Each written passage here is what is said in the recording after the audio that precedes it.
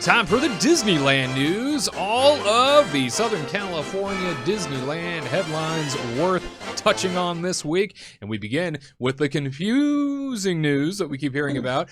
Is California really allowing out-of-state visitors to come to theme parks this soon? Now, we heard it was coming down the line. We heard eventually, as numbers continue to drop off in terms of the pandemic, that they were going to allow something like this to happen. Well, Brady McDonald over at the Orange County Register writes that updates to the California state reopening guidelines this week allow fully vaccinated out-of-state visitors to attend activities or events that are currently limited to California residents only. State guidelines had been limiting attendance to only California residents at theme parks, live performances, and professional sporting events. SeaWorld San Diego is allowing out-of-state visitors who show proof of a COVID-19 vaccination. Visitors must be fully vaccinated, meaning 2 weeks have passed since the second shot of the 2-dose Moderna or Pfizer vaccines, or the only shot of the 1-dose Johnson & Johnson vaccine. SeaWorld has since removed an option that allowed out-of-state visitors who could show proof of a negative COVID-19 test taken within 72 hours of their park visit. Disneyland and Universal Studios Hollywood are not allowing out-of-state visitors yet. So, to clear that up, they've made official statements. Disneyland and Universal Studios Hollywood are not allowing out-of-state visitors yet, and until further notice, only California residents are allowed to visit Disneyland and Disney California Adventure theme parks, according to Disney officials. Tyler, Katrina, I think this is one of those things that it happened really quick and really quietly.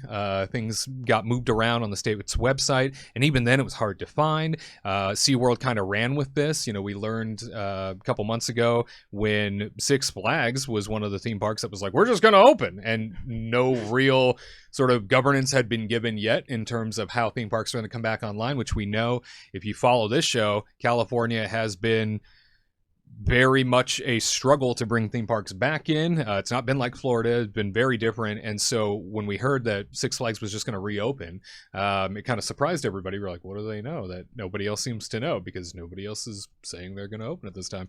But now we see SeaWorld jumping on board with this COVID-19 out-of-state visitor allowance and saying, yeah, no, we're going to allow that to happen.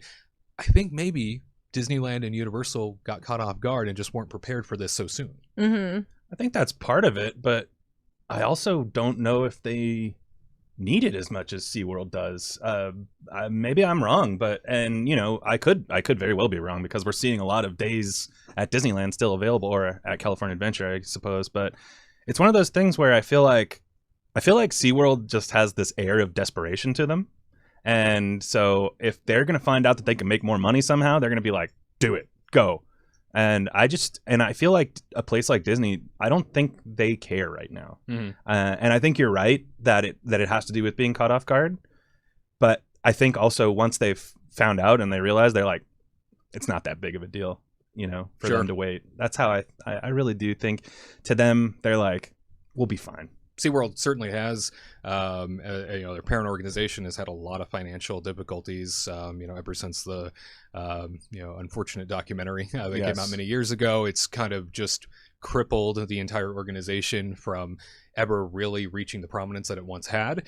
And so over the course of time, we've seen them do a lot of things to try and get that market share back. And for them to jump on this before anybody else was like, oh, how did you even know it was happening? Because nobody else seemed to know that it was going on. I mean, it was a real surprise. Yeah, I think Disney and Universal are trying to take it easy too, because again, the love for Disney is huge, right? Mm-hmm. So if they just made an announcement on yesterday being like, okay, out of state, you're ready to go, come on in, those days it would be packed.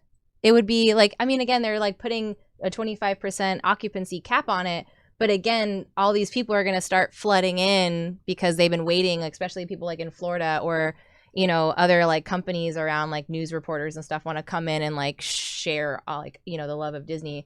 And it's just going to get it's going to be too busy, too much, too soon. And I think Disney's trying to just tiptoe into it and put their toes in the water to see how it goes, since it's literally been a year since they've opened.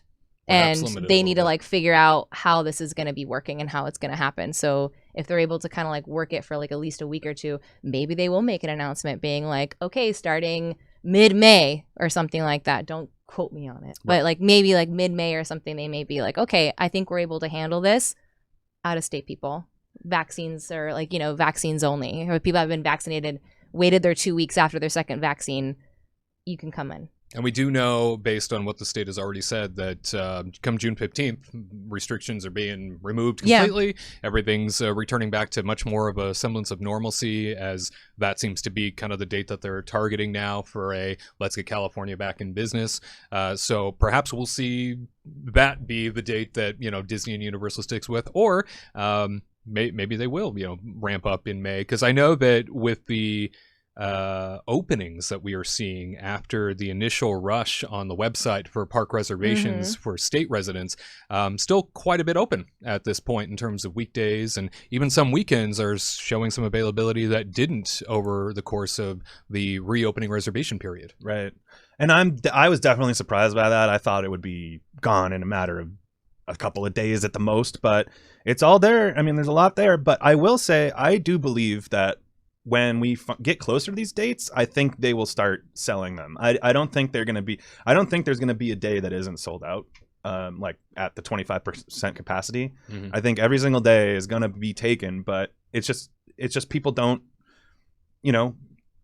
want to plan their weekdays in June right now. Yeah. That's why they have ticket booths inside Disney's, because people do last minute decisions. So it's like, they've got a lot of time to get these tickets, and now of course everybody's seeing that they're available. So people are just going to wait. And again, let's remember that anytime these things can change, like any second. So really they could be open for a couple weeks and things could just go to 100% back open again. We never know. And that's just how this whole entire COVID ride has been. We've seen the most what a roller confusing- coaster. Yeah. Super fun. So just be prepared for anything, really. It's nothing is out of the realm of possibilities. Lots of things can change very quick, that's for sure, as we've seen over the course of the last year. One of the great things about Disneyland reopening are the attractions that will be reopening with it. Now, we do understand there's quite a few in terms of attraction shows, experiences that will not be opening. In fact, you can find that over on the Kingdom Report YouTube channel. We've done an entire video package around what attractions and shows will not be online. There's quite a few, as a matter of fact, but one of the ones that we had originally in question, due to the state's unique requirement when it comes to time and allowance of time indoors for people, I think it's something like 16 minutes you're not able to have an indoor attraction, but 15 minutes is somehow okay. The Rise of the Resistance attraction, which was quoted at 18 minutes, perhaps making some modifications, because it will be a part of Disneyland's reopening over at Star Wars Galaxy's Edge, the hottest ride that premiered just before everything shut down over at Disneyland last year. And so we are now learning how you can access Rise of the Resistance if you are indeed wanting to jump aboard and experience it mini for the first time. We have learned that there will be two boarding groups when it comes to this, two boarding groups in particular, 7 a.m. and 12 p.m. when it comes to jumping on to Rise of the Resistance boarding pass. You have to do this through the Disneyland app, and guests with a valid ticket and theme park reservation starting their day at Disneyland Park will be able to access the virtual queue system and check for an available boarding group in the morning of the day of their park reservation. To access the afternoon queue opportunity, guests must have a valid ticket and park reservation and have entered Disneyland Park or California Adventure Park with a park hopper ticket by the second enrollment time. Guests beginning their day at California Adventure Park may then enter Disneyland Park with their park hopper ticket after 1 p.m. for their boarding group. So that looks to be the way in which you're going to be able to access your boarding groups if you are trying to get yourself on over to Rise of the Resistance. Tyler and I, we were spending a full day trying to get on this attraction at Disneyland last January, as a matter of fact, and boy, was that fun. It was a stressful but fun day. We had a good time, but there was definitely some moments where we were like, oh boy. Yeah, it was down. Yeah. Then it was up. Then it was down. And then we got in line, yeah. And then we waited and then it went down, and then we waited for like an hour in that line before it started moving again. It was a long day, but again, I actually look back on it. Foreshadowing of I look back on it with fondness. This whole last year. They've had a year. to figure it out and fix it. And hopefully there's not as much downtime as there was when it originally opened. Although we do see also in Walt Disney World at Hollywood Studios, the mirrored attraction that they have out there also has had repeated downtime since Disney World returned last summer. So we have seen that a lot. But 2 windows in which to jump on board. And it looks like you don't necessarily have to be in the park, which is great news. I think that's fair. Actually, I was relieved because when I first heard this, I didn't really read the article yet. And I was like, this is crazy. They don't even open at 7. What am I supposed to do? Just hang out on property? And then I opened the article and then I read it. Look at you, and headline warrior. Yeah. And then I was like, oh, okay. I think that's fair. Like me able to being in my bed and then knowing that I have that park reservation and getting up at 6:55 and ready to go and then try to get that pass and then maybe get it, maybe not. And then I still have a second chance at noon to try it again if we're not successful about it. So I think that's fair. Yeah. I'm happy about it. I think it's a really great change. I think it's a better change for sure than the original system was. So very excited for that, and hopefully it works out for everybody. Being in because when I came back from my trip and then you and I did it in Disneyland, it was so stressful. Yeah, we got in early. We were everybody was waiting there. We were trying not to be around other people because I was like, don't steal my internet. And then I need my speed. Yeah. I need it. So, and then finally we were able to get it. And then I was like, okay, well, this is great. Let's go get some coffee. And but it was just really stressful just trying to get to the park, getting in there, getting a location, and then pressing a button and then be like, did you get it? Did you get it? Okay. Oh God. And then you see other people screaming around you that they got it and you're still I know you start panicking when everybody's like, yeah. And you're like, ah, I still haven't. I they do this for themselves too. This sounds like a nice thing for us, which it is. But also, if you think about it, I'm sure there were plenty of people that would get there in the beginning of the day, not get a boarding group until 7 p.m. or something, and then be like, I'm not especially at Hollywood Studios. I'm not going to stay at Hollywood Studios till 7 p.m. What? And so I'm sure a lot of people would leave the park and not even use their boarding group, and then on top of that, if they have the attraction go down like we were just talking about, it's nice for them to know that they didn't promise the ride to every single person in the park. They've only promised it to the people at 7 a.m. So I think it works out for us and it works out for Disney. So I'm excited about it. Yeah, it's great to have Rise of the Resistance as part of the roster of returning attractions that will be back online when Disneyland officially reopens on April 30th. However, not so much luck when it comes to dining establishments that will be online come April the 30th with the theme parks reopening. As I've mentioned, we do have a complete list of attractions that will not be available, attraction shows and beyond that won't be available on the Kingdom Report YouTube channel in a separate video entirely, so you're welcome to check that out. However, when it comes to dining, we have heard that already booked out are many of the days, many of the options between now and all the way through June, which is the only calendar period they have open at the moment, where almost every table service option is completely taken at this point, especially for reopening weekend. I was able to, a couple days after the official opening of reservations for Disneyland Park and California Adventure, I was able to sneak in and find one. And that's the thing with dining reservations. You're certainly able to pick up what other people drop, because some people will have to rearrange plans last minute. That's always, a real secret, is just pay close attention, check in 2 or 3 times a day on the Disneyland app to see what reservations are suddenly becoming available, because you never know. And another great rule of thumb in this regard is, the night before you have a dining reservation that you want and that you have not already gotten, what you can do is the night before, a lot of people will dump their dining reservations because there is a price tag attached to not showing up for your reservation. So with that in mind, a lot of people will dump whatever reservations they have the night before in case their plans have changed, and that's usually when you can get what you want if things are really dire. So we now know that most of the table service reservations are taken. We do want to go through a list of Disneyland and California Adventure restaurants that will not be online come April the 30th. Over at Disneyland Park, Alien Pizza Planet, Blue Bayou Carnation Cafe, Golden Horseshoe, Hungry Bear Restaurant, Rancho del Zocalo, Royal Street Veranda, food stands at Disneyland, Clarabelle's, Daisy's Diner, Edelweiss Snacks, Harbor Galley, Maurice's Treats, Pluto's Doghouse Refreshment Corner, Tiki Juice Bar, Tropical Imports and Troubadour Tavern. Over at California Adventure, restaurants are Boardwalk Pizza and Pasta, Lucky Fortune Cookery, Mendocino Terrace, Pacific Wharf Cafe, Paradise Garden Grill, Wine Country Trattoria, and their food and beverage stands, Bayside Brews, Clarabelle's Hand-Scooped Ice Cream, Corn Dog Castle, Fairfax Market, Fillmore's Taste Inn, Jack Jack's Cookie Num Nums, and Schmoozies, all closed for the reopening. That is a heck of a roster, Katrina. Everybody wants their num nums. What are we gonna do without our num nums? They're closed. Yeah.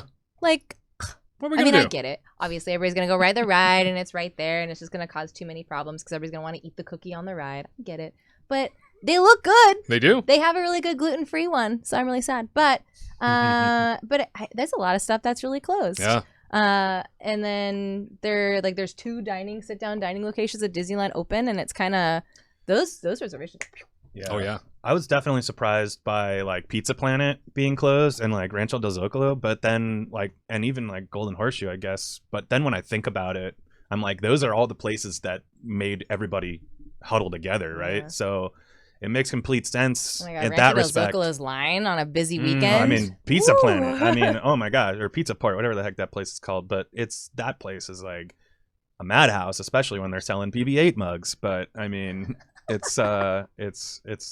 makes a lot of sense why some of these places are closed. But it was like kind of weird to me at first. I was like, wow, like I figured if I had to guess, I would think that pizza place makes them more money than a lot of the food places, but I could be very wrong about that. But that place is always so crowded, and they're literally just giving you bread with cheese on it. So and they're charging you $10 for a slice. So it's like, wow, okay, they're making a lot of money here. I'm sure. Anyway. And there's a lot of sit-down area over there too. So are they just going to use that for? Again, I just what are think they it gonna has to use do that with for? everybody being together, because you're gonna have to grab your pasta or your pizza, and then you're gonna go and get in another line to go to the cash registers. Yeah, that's and there's just fair. not, even when there's just not a lot of room there, and on a busy day that place gets swamped. And So, think about, how Disney World has been set up in this regard. Disneyland, obviously far smaller, California Adventure far smaller than the parks out in Florida. And therefore, a lot of these locations are closed out of necessity for the sake of queuing space and putting people for any ride and attraction experience that might be overflowing.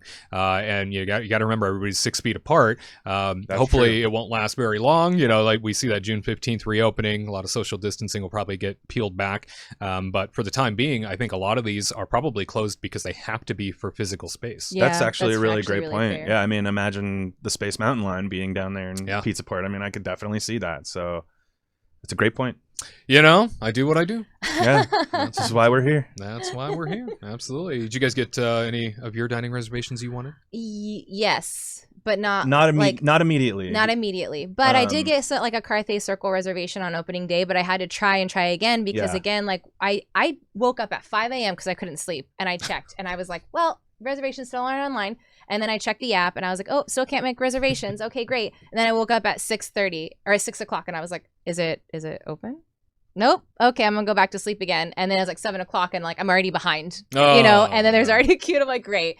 And then I tried going on the app to book for dining, and then there were so many people who are like, oh, you can bypass the app and then just keep saying no. And I was like, when I went on it, you did not have that option. Like you could not go on and look for dining, even if you press close. And then finally at around, I don't know, in the afternoon or something, I just kept checking on the app. And then I was able to get Carthay for opening day. And I was like, oh, thank gosh. So I have it around like, in the later afternoon so we can park hop. So that's great. Mm-hmm. And then I was able to get Cafe Orleans on the other day we were able to go. So I was like, oh, thank God. But I still really, like, again, you never know if someone's going to drop a reservation, like you said, because I'm sure there's a lot of out-of-staters that probably booked like dining reservations in hopes of maybe Disneyland was going to be able to open reservations for out-of-state people like in May and April. And then they're going to drop those reservations once it starts getting closer. Yep. So I'm still checking 3 times a day just to see, because I really want River Belle Terrace too, even though their food's not great, but I still want to go there, Yeah.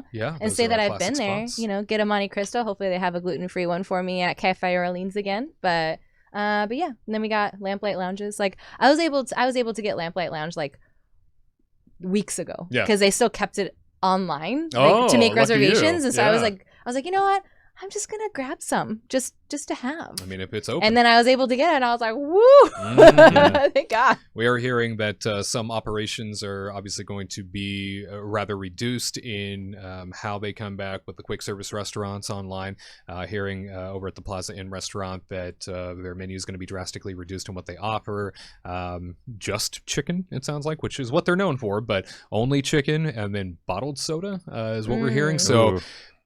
I get it. That's You have to expensive. ramp up as more and more people come back, and you'll start to offer more as capacity grows. But I think that that's probably short-sighted on Disney's part when it comes to a restaurant as popular as Plaza Inn usually is. That's usually a very hopping place in lunch and dinner. So, just offering one setup like that, perhaps not the best thing to do upon reopening. And very good. Well, you let us know in the comment section what restaurants are you surprised are going to be a part of Disneyland and California Adventure's reopening process. There's quite a list there. Any surprise you? Let us know in the comment section below. Also, make sure to give this video a big thumbs up if you haven't already. There's always so much we're celebrating, and a thumbs up lets us know that you are, in fact, celebrating. Yeah. To all who come to this happy place, welcome.